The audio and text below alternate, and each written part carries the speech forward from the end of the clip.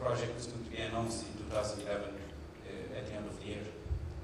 We have Istanbul Airport, as I said, the largest cruise port of Turkey, which is at Istanbul. It's also going to be build, operate, transfer, but also transferring of operation rights. We have an existing port. We're going to transfer the operation rights and also build, operate, because the government foresee to build some new facilities in that port. Thank you very much. That will be the end of my presentation. Thank you very much. That was very, very informative. Before we get into Azerbaijan, I'll talk to Shurkan. I think one question that certainly came out for me on that presentation was, there's only a finite amount of capital in the market for PPPs, and I haven't often seen too many Turkish investment funds or Turkish infrastructure funds. I've seen a lot of Central Asian infrastructure funds. What makes those funds attractive to your investments?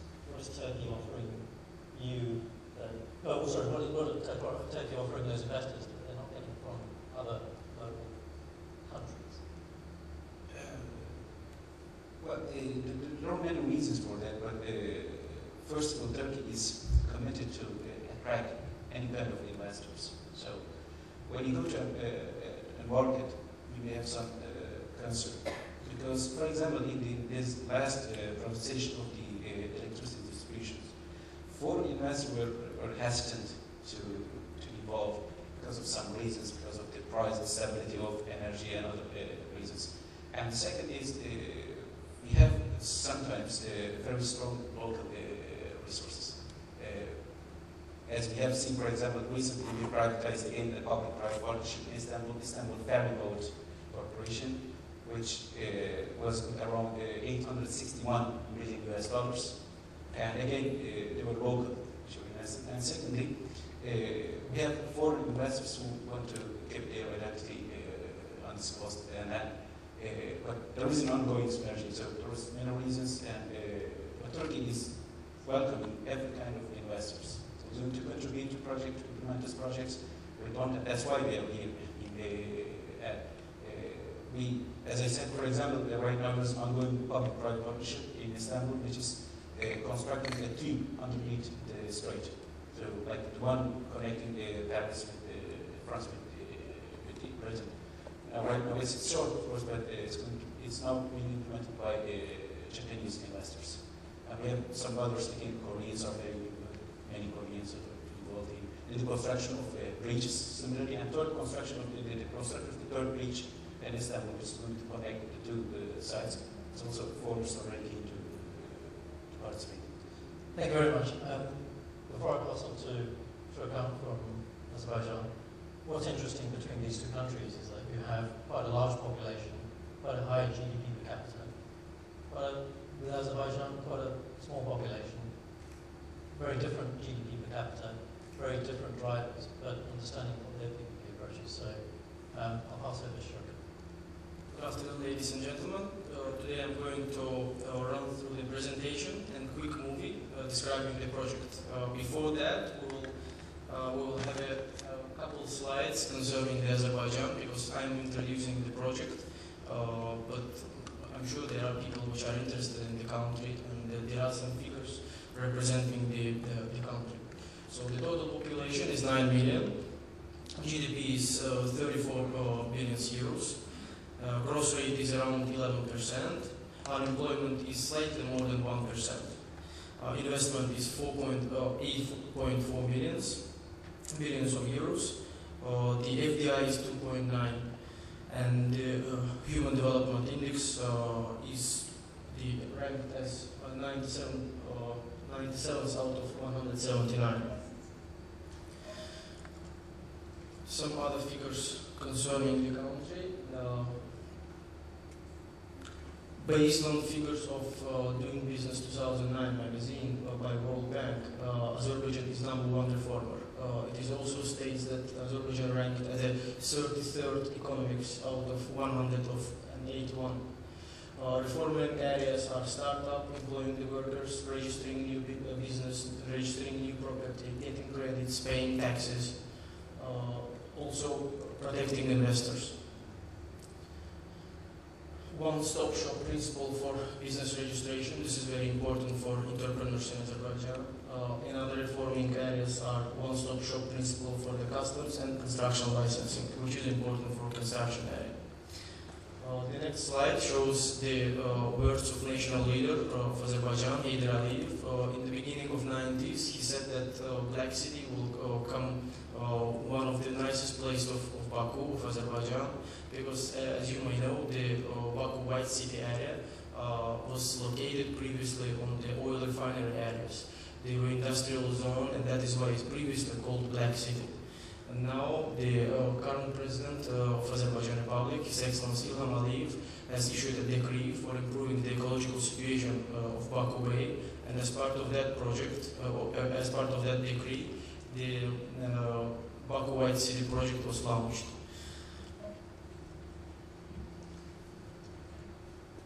For the last 3 years, we have been doing the master planning for the Baku White City project. And in 2010, the master plan was finalized and approved by appropriate authorities, authorities relating to executive power of Baku City and architectural committee of Baku. These are the main agencies and bodies which are approving the master plan of type of things. Regarding the location and context, this is a quite good slide showing where Baku is located. It's, we can't say that this is Central Asia, it is Caucasus actually. Again, about the location and context, this is the Absheron Peninsula where you can see the Baku. And these two slides show that the Baku White City project is located in the central part of geographical center of Baku. It is located 4 kilometers away from historical center. And coming to the key aspirations of the project, which we have been driven by, that was to develop one of the greatest urban development projects in Baku, because the last master plan, which was in Baku, was approved in late 80s. Since that time, we never had a master plan approved for Baku. That was quite a problem for us, because the city was growing, and when the city grows without a master plan, it starts changing the shape, not to the best way. That is why we thought that developing city should be accompanied with approving the master plan and then moving into that stage. We tried to make most efficient use of land through optimizing development of densities, integrate the Baku White City into the existing city, which was a challenge for us, and provide convenient and innovative transport options.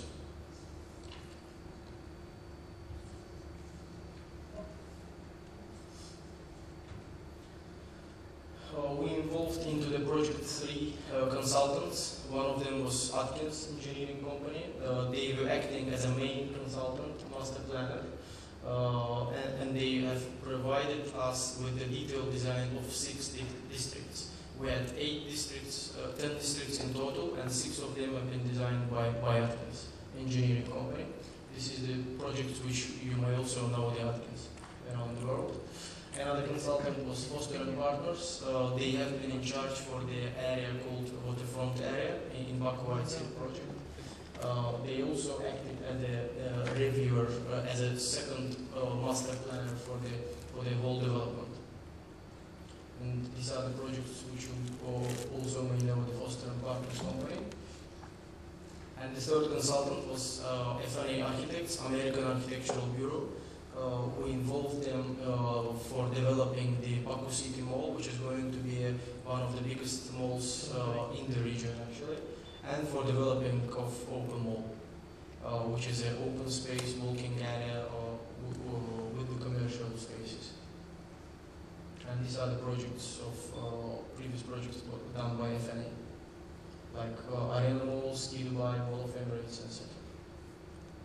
Coming to the figures of the project, we are talking here about 4 million of gross built-up area, and 75% of that is going to be residential. And the rest is split between offices, commercial, retail, and flexible commercial areas. I previously said that there are going to be 10 districts. These are the descriptions of just locations of these 10 districts. They all have own character and style within the project. And we'll just go quickly through the slides showing the images of the districts, but we are not going to stop on them a lot. This is the Green Hill district, landmark building in the Green Hill area. Babek district, Babek Quarter district. This is the Park district, Central Business district, where it's going to be accumulated offices and commercial areas. Fountain Square, done by FNA. Waterfront districts, East and West. And the Baku City Mall, which I've been talking about previously. Spine Bridge, this was also done by FNA Architects. And Waterfront Tower. And one of the nicest buildings in the project, which is iconic Waterfront Hotel building. And Baku City Office building. This building is actually going to be launched very soon, and we are going to start the construction of this project.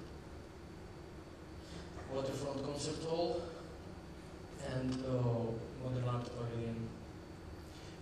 Again, back to figures of the project.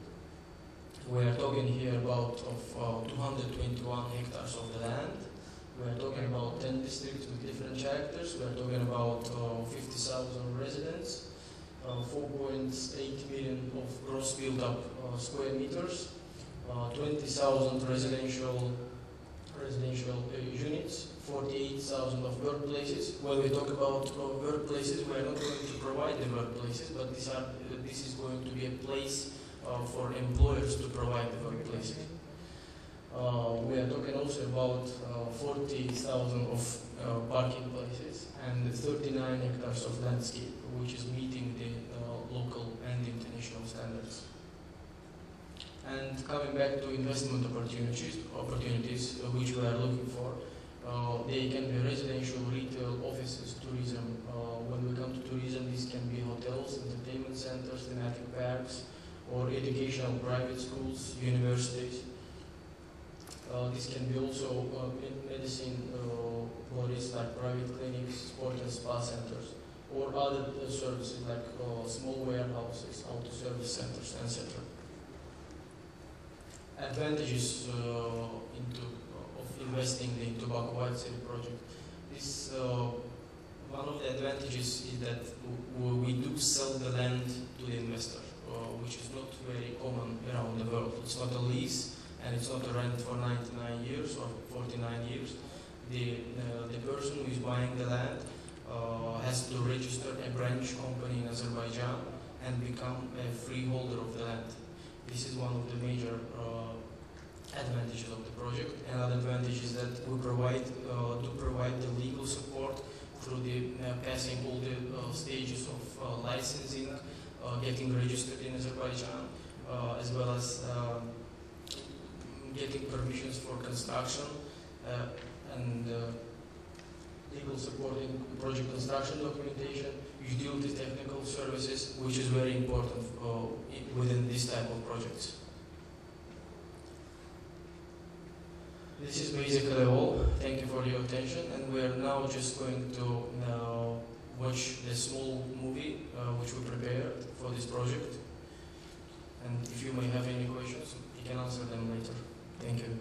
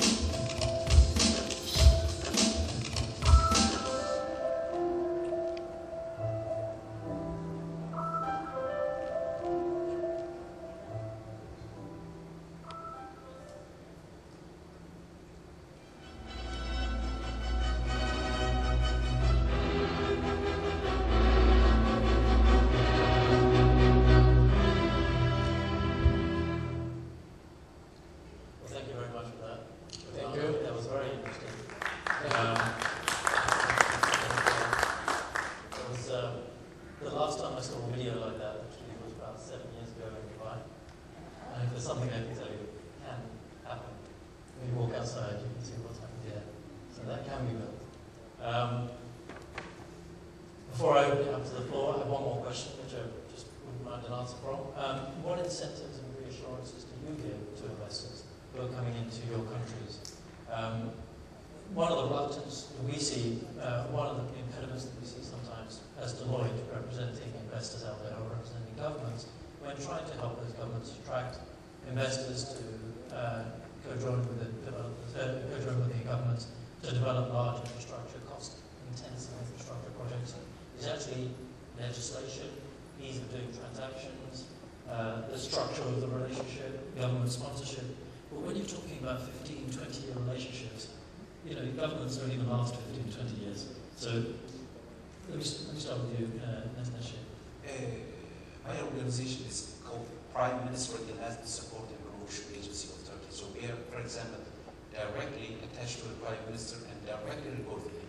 That gives us flexibility of operational work. So what we do with to help with investors, once investors consider for coming to consider Turkey as an investment destination, we pick up them from the airport, and the last destination is again airport. We favor them at the airport. We have a one-stop approach, meaning they have work to do with many different organizations, including private sector, government institutions. So we handle all of their work in one place. So once they invest in Turkey, once they consider investing in Turkey, they have a natural partner.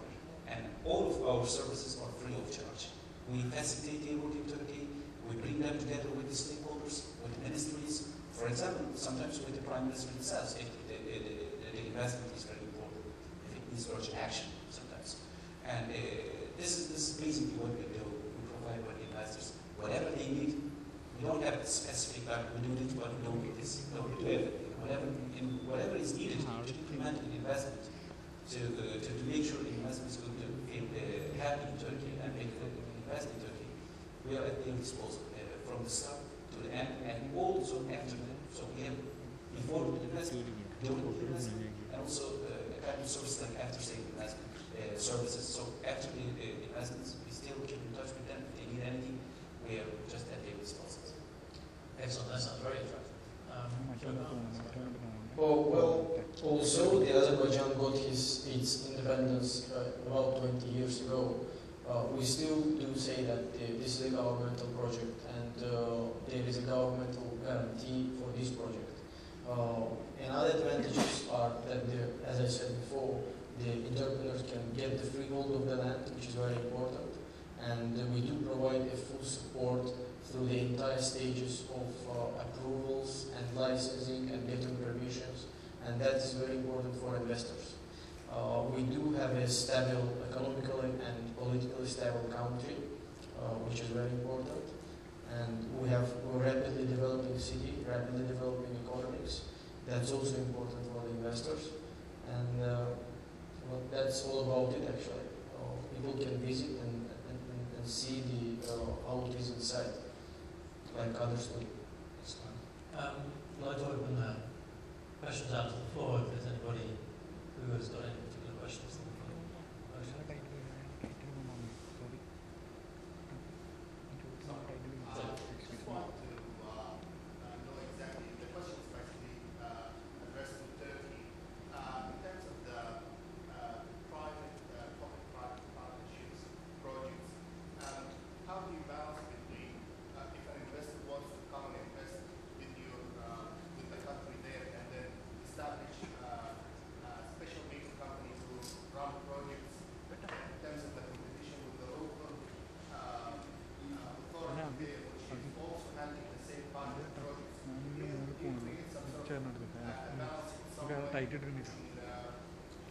Avoiding competition between that newly developed joint venture and the local authorities there inside the country? That's a really good question indeed. Back in 2003, we passed a new law for direct investment law, which ensuring equal treatment for all kinds of investors. So once you have a company in Turkey, you are not being considered as a foreign company. You're being a local company. So there's no difference between local company and foreign company. And we are not in any position as true believer of liberal economies to make distinction or to discriminate against and favor some others. So there's not it's not constitutionally acceptable. We have a competition authority in Turkey which is closely following every kind of developments in Turkey. So there's a legal obligation. We have to comply with competition, main competition principles. And what, on the other hand, we are investing, we are inviting investors to Turkey. It cannot be for us. We are not going to discriminate or favor our local. We need to invite foreigners. So they're going to be part of Europe at some stage. So Yeah, locals become more bigger. yeah, we don't have such. We don't need balance because we don't have two different entities. We have only one investor. That's it. We don't look at their background. This you can look, for example, maybe it's a different example, but in Istanbul Stock Exchange, investors doesn't have to give their origins. So they're just being considered investors. That's it. Well, I think that, in terms of timing, brings this session to a close. I want to thank our two gentlemen who represented their countries very well, discussed about people needs. I've certainly learned a little bit more about Turkey, which is actually quite well known to me anyway. But I've actually learned something quite a lot about Azerbaijan, I'm sure you have as well. So if we just give them a quick round of applause and we'll pass over to Thank you all very much for that. And I love that idea in Azerbaijan, turning a black city white. That's ambitious, so well done. It's stunning. Some of those buildings wouldn't look out of place. Well, they certainly won't look out of place in the White City, but we see bits of London, bits of Solidar and Lebanon, bits of Dubai in there. It's going to be a fabulous city, so good luck to you. And of course, Turkey, I know and love, so I'll say no more. Gentlemen, you can please come and be part of our audience now. We need you down here. We have our new panel starting. And of course, in the last 3 days, we've really, of course, been looking at foreign direct investment. We've been looking at sector-specific. We've also been looking at how you get it. And we've really concluded to it's a very, very competitive environment out there. It's really a bit of a beauty parade for all of the countries. And the most attractive one is going to get the money. I mean, that's the way it is. Whoever can offer the most to the investors out there is going to get the goods because there is money there. And good money will find a good project and will invest in a good project to make any good project sustainable. So let's just have a look at the financial climate out there in terms of what's going on. How do the capital markets look in these environments? What's the movement on the stock exchange? And again, what about private equity and investments and also venture capital? To examine some of these issues and indeed many more issues, please welcome back my wonderful moderator, the senior economist with Roubini Global Economics, Rachel Ziamba. Thank you so much, Rachel. I leave this in your capable hands, and I'll be back with you shortly. Thanks very much. And it's actually wonderful to sort of have us focus in around some of the financial sector issues. We talked earlier in the day about some of the issues of attracting finance, of intermediating finance, getting finance to the good projects, getting finance to the small and medium-sized projects around the world. So with that, could I ask the members of this panel to join me up on the stage? I'll read out your names. There's been a little bit of a shuffle of who's on the panel. So we have here Sarah Iskakov, who is going to be giving us some of the vision from Russia and CIS, passing on very nicely from our previous panel. Robert Bush, CEO of Majlis, depth of knowledge in particularly in this region, but I hope you'll share with us how an investor looks at some of these environments. I'm not sure if Ahmed Badruddin is with us today. Oh, you're here. Wonderful. It's a pleasure to meet you from Abraj Capital. Again, wonderful to have your expertise, particularly in the financial space, but also more broadly on private equity. And Marios Tanoussis of Cyprus, the Cyprus Investment Promotion Authority. I believe he's around. I think that the Cyprus president Christian may just be finishing. So I'm sure he'll join us as we can. So with that, I think in the interest of framing this and kicking off from the previous panel, I'd like to ask Zarek Iskakov to launch our panel and tell us about some of the opportunities, some of the financing situation in Russia and the CIS region. Thank you very much, Rachel, for your warm words. I'm coming from Russia, UFAS investment company, and I will talk about the opportunities in Russia and in CIS particularly. Probably for first and second day, we had many presentations, regional presentations from CIS countries like Armenia, Tatarstan, Uzbekistan, and Russia. Well, I will continue and summarize them all and provide you a vision how you can get access to those markets. Just briefly about our company. Well, UFAS is an international investment company. We're based in Russia and responsible for CIS market, and we are coming from Switzerland. We mainly deal with investment banking, providing debt capital market solutions and equity market and wealth management. That's the scope of our area. Mainly what we do is wealth management, debt capital markets, as I said, and corporate finance. Just recently we have launched Islamic finance project, and we are very interested in developing our relations with GCC region in terms of Islamic finance. That's quite interesting, and get interested in Russia and in all CIS countries. Well, primarily our interest in this meeting was that as an investment company, we want to make relations with GCC region, then we can provide different kind of solutions to local investments as well as investors from Russia to this region. Just briefly about what we do. We are an arranger. We have been an arranger for several deals, and one of the last was Lenspet Small Company. Sorry. We have arranged a $150 million US bond for the development company from Leningrad. Here's the next. There are some deals that we do. Well, about the opportunities.